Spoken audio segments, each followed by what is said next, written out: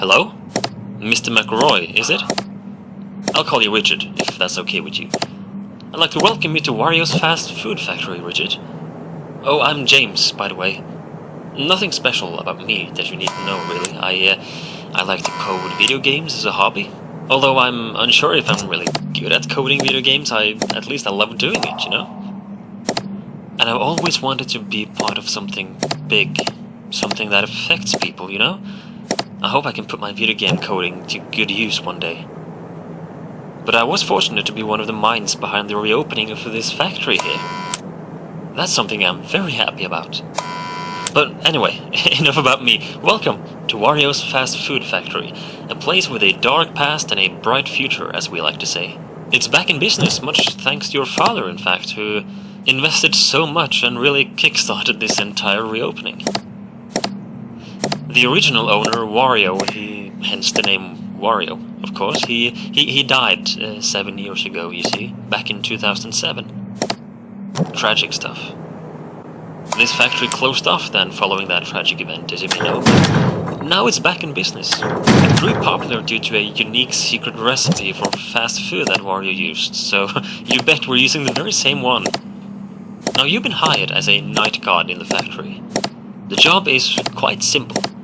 Be glad you're not here during the day shift, I tell you, where all the machines have to be operated and all that stuff. All you really have to do is to keep an eye on things. It sounds vague, I know, but it's not that much more to it, really.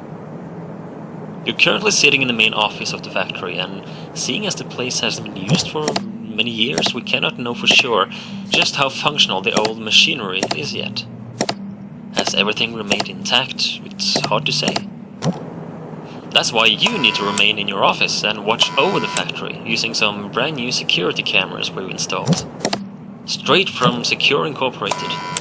Just open up the pad you've been given and have a look around. Just make sure everything looks okay, pretty much. You only have so much power at your disposal at night, however. Try not to use all of it. Having that camera pad open drains some of that power, but even worse is the door to your left and the control room window to your right. As you have probably seen, we have installed some buttons you can use for each one of them. The red buttons will bring down strong metallic doors, and the white buttons will trigger lights in the respective doorways.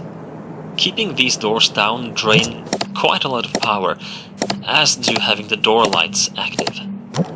Please, only use these when you need to. When would you need to, you might wonder? Well, there have been rumors going around for years that this recipe that Wario was using, that we are using now, was quite interesting to money-hungry thieves back in the day when the factory was up and running. So the doors, the lights, it's just for safety, really. Mandatory precautions, that's all. No worries. Just keep an eye on the camera pad, yeah? Otherwise, you should be good, I think, yeah. We are very excited for this new era of the Wario's brand. So, have a good night, Richard, and I'll give you a call tomorrow.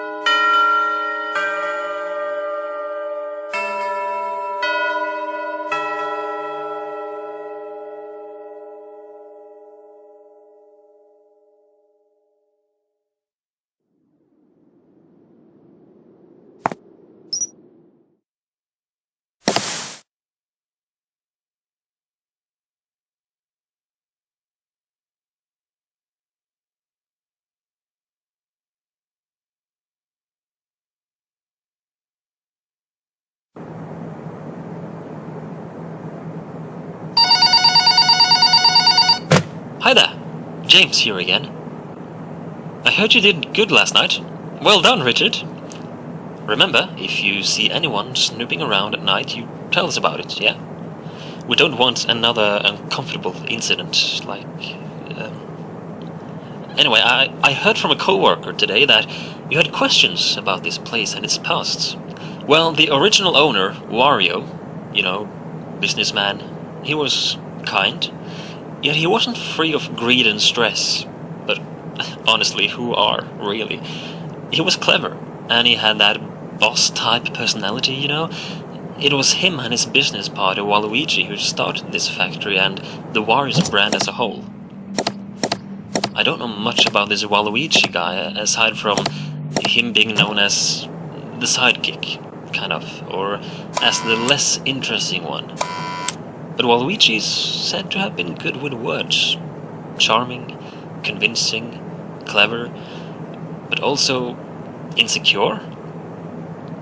Living in his friend's shadow, putting Wario in front of himself. You know, a people pleaser. That's how people described him. But also a people knower, apparently. He knew how to convince people, getting them to agree with him.